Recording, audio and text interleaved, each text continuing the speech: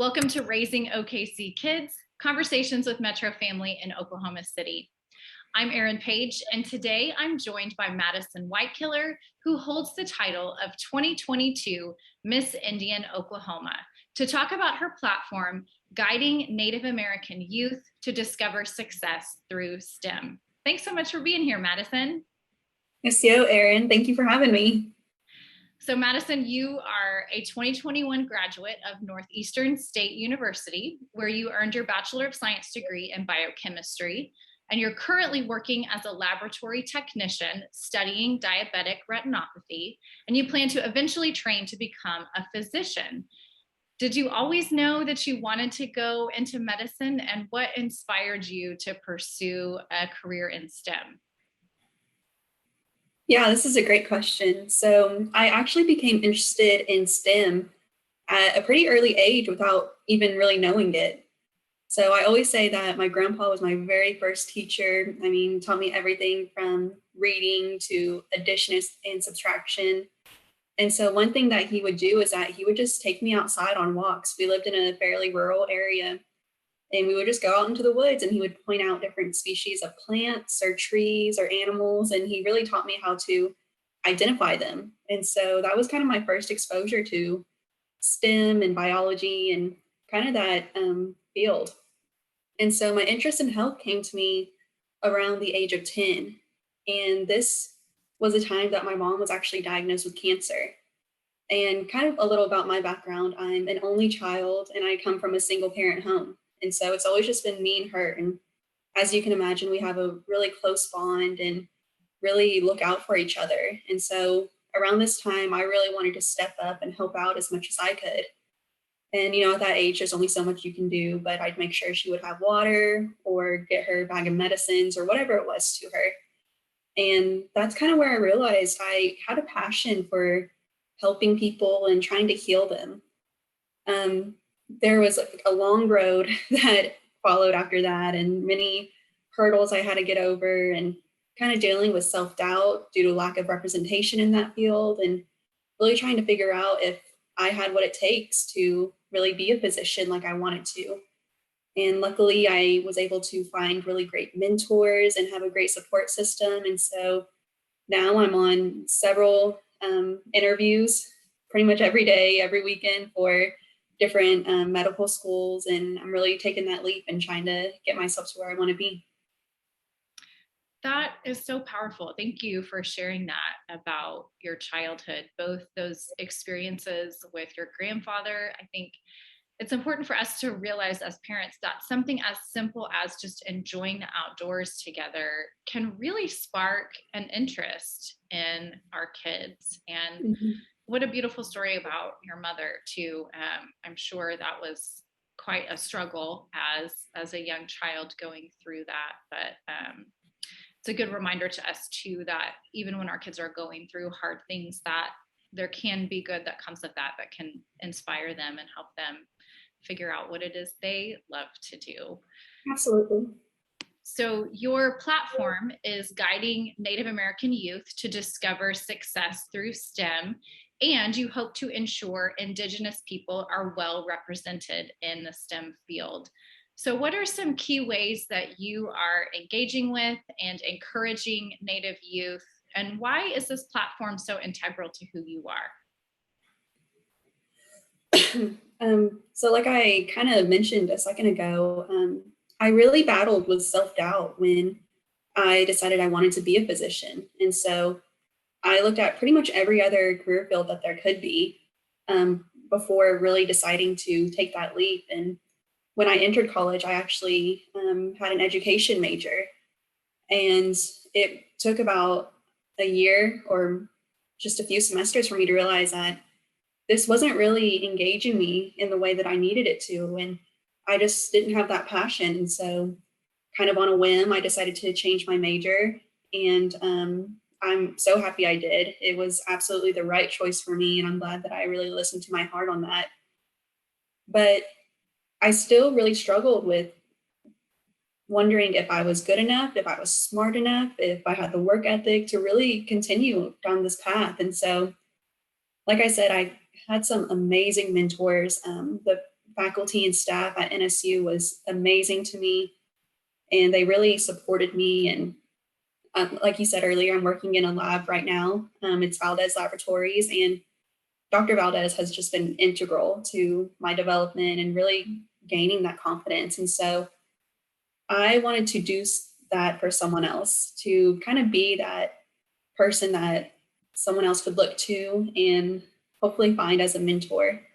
And so what I've been doing with my platform and with my title is really trying to go to these schools directly and have these conversations with children at an early age, so they know early on that they can reach their full potential. And just because they are from a smaller school, a rural area, they don't see anyone that looks like them in these positions, that they can still do it and they can still make it. And so just going to these schools as often as I can and sharing my my platform with them, and hopefully kind of growing these doctors and nurses and these scientists right in their hometown, so that they can go back one day and really fill the cup of their town and their community and give back in that way.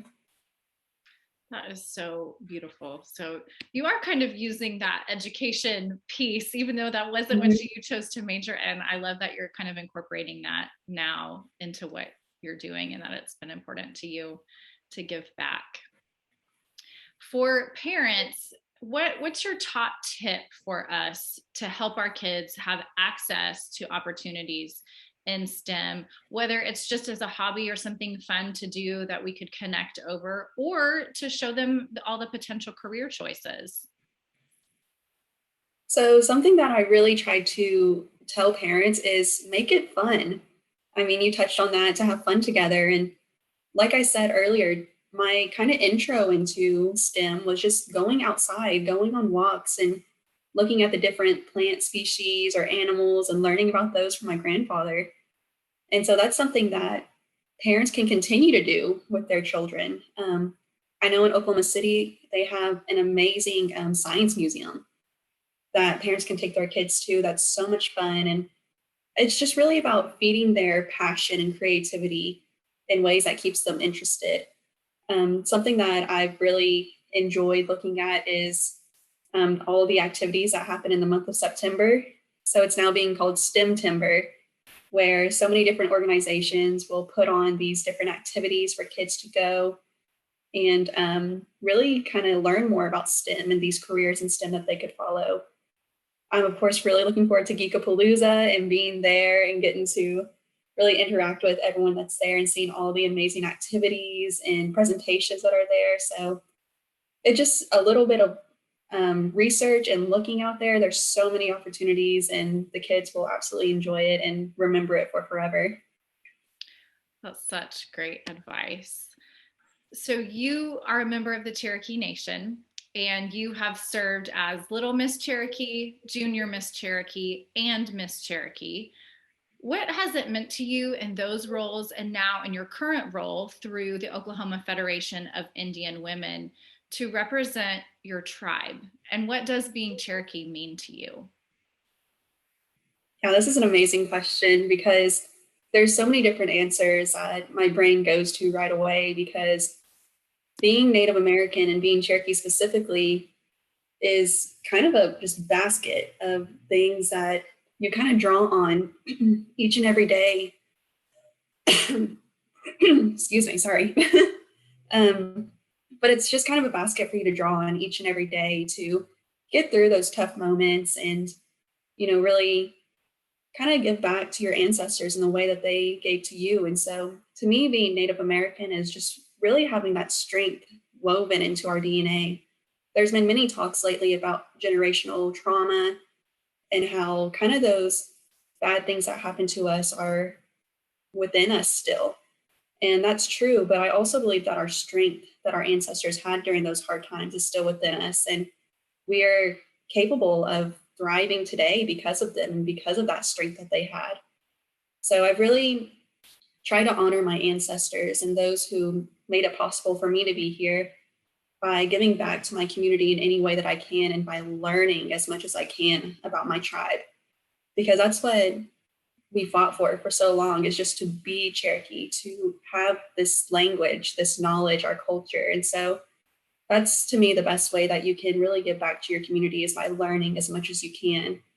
So it's really been an honor to hold these titles, to be an ambassador for my tribe. But really, what I've loved is getting to educate others about my tribe, but also learn.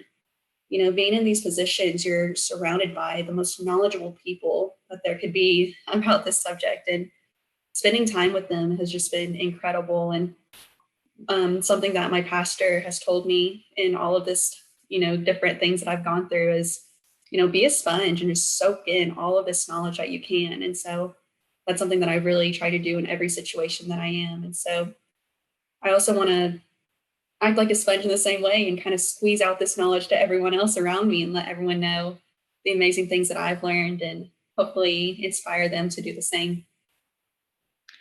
That is so beautiful, Madison. Thank you so much for sharing that. I love your focus on being curious, and I think that that applies to all of us, whether it's about our own roots or just encouraging our kids to be curious about Mm-hmm. the things going on around them.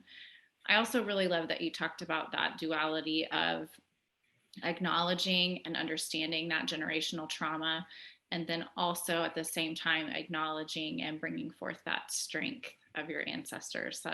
That's just beautiful. Thank you for sharing that.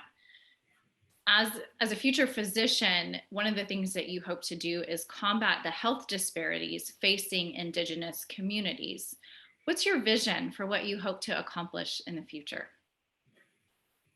Yeah, so these disparities that Native Americans face is really something that I'm very passionate about because I've witnessed it firsthand within my own family and within my own community.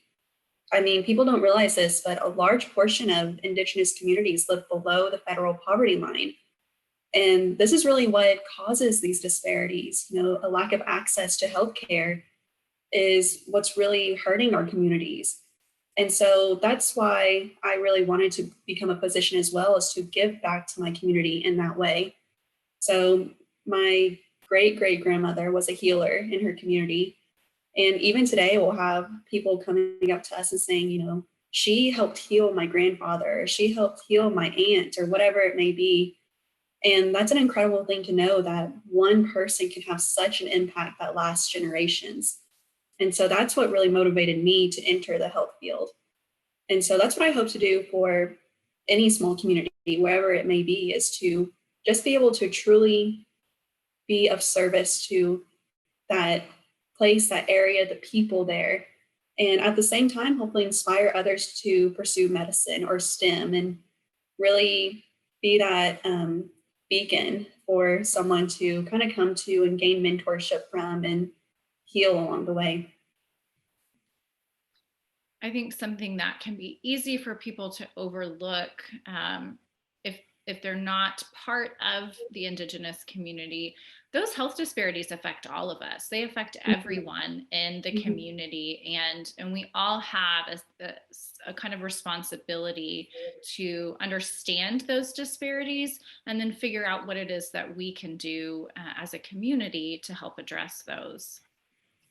Right. And something that my people have believed in is that when one person is struggling, then really we're all struggling, because as part of a community, we should be helping one another and really trying to raise and lift everyone. And so I think it's important to keep that in mind in any group that you're in, is that you're only as strong as your weakest link. And so as long as you can help those around you, you're really helping yourself as well. Definitely. When we work to address those disparities, we all benefit from that. Absolutely. Mm-hmm.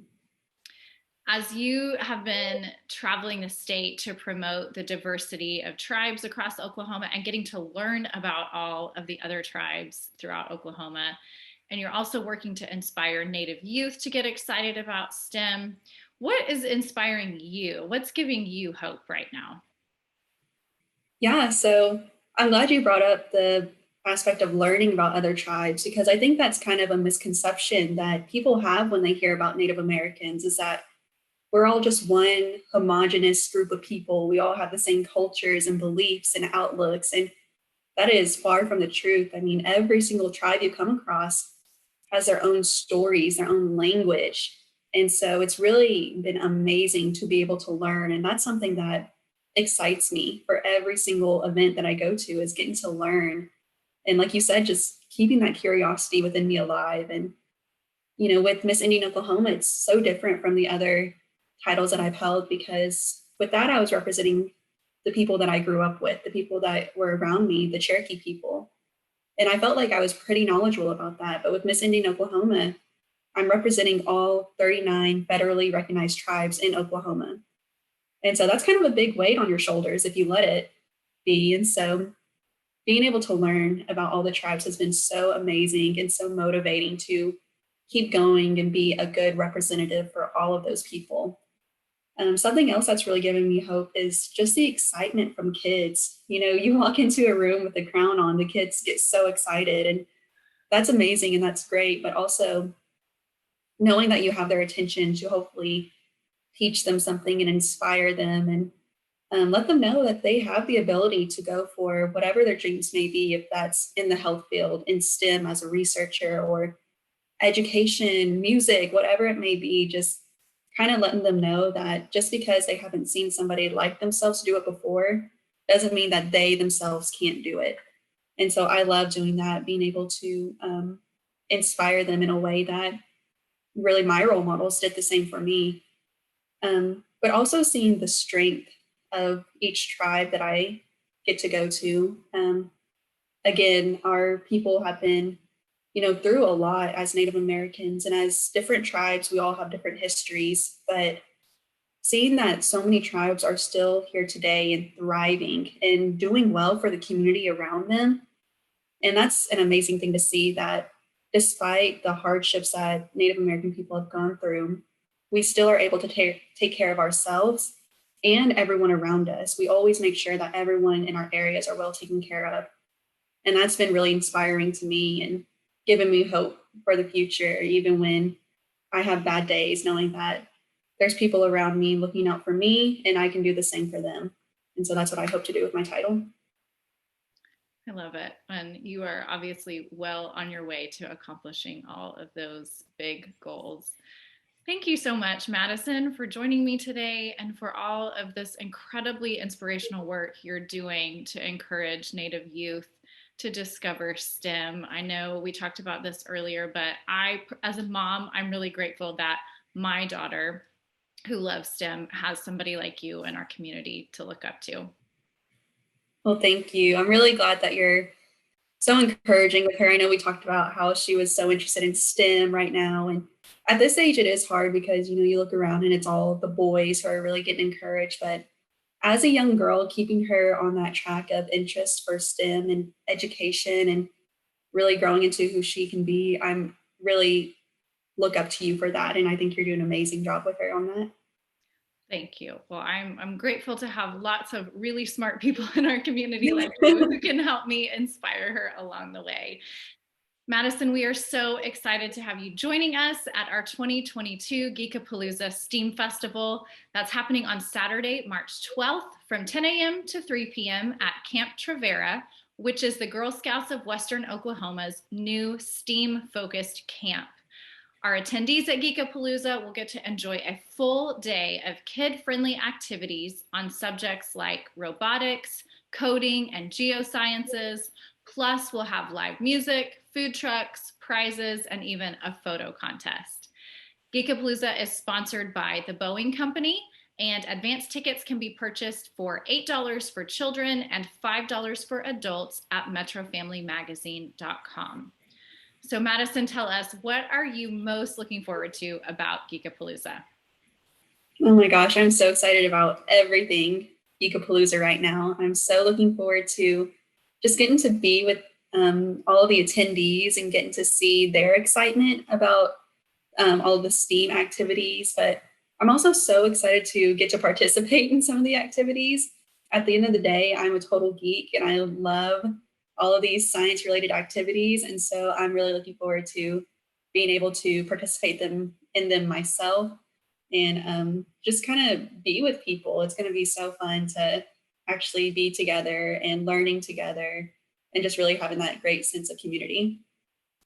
This is a great opportunity for kids and families to check out some parts of STEM and STEAM fields that maybe they didn't even know existed. And then also Mhm. getting to meet people like you who are in these kinds of careers that our kids get the chance to look up to and kind of see what having a career in STEM could look like for them one day.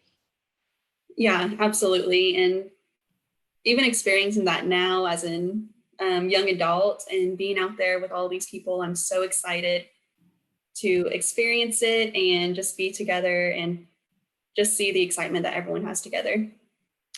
Awesome. Well, we're excited to have you joining us. Thanks so much for joining me, Madison. Great. Thank you. I'm so happy we got to talk today. Me too. Thanks everyone for listening. Join us next time on Raising OKC Kids.